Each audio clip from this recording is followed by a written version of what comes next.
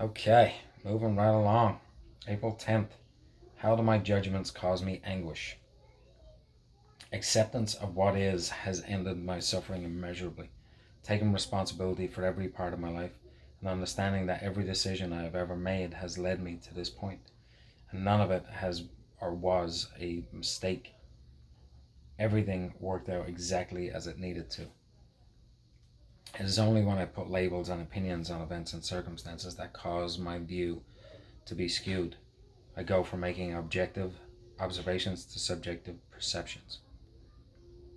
My goal is to see things objectively as they are, no worse than they are and no better.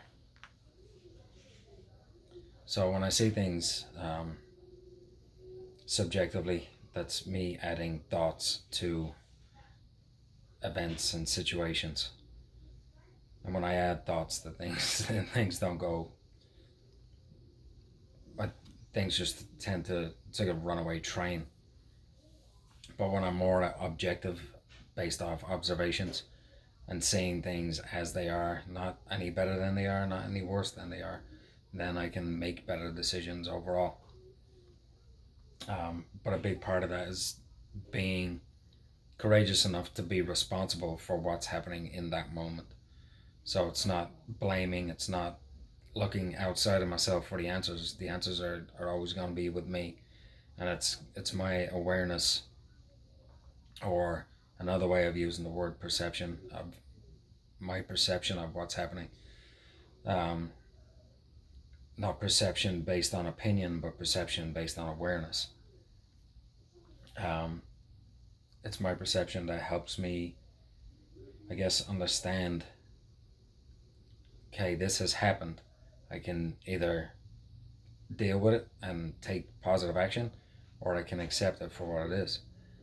Um, Either way, it has to be accepted for what it is, but then you either take positive action or you leave it alone.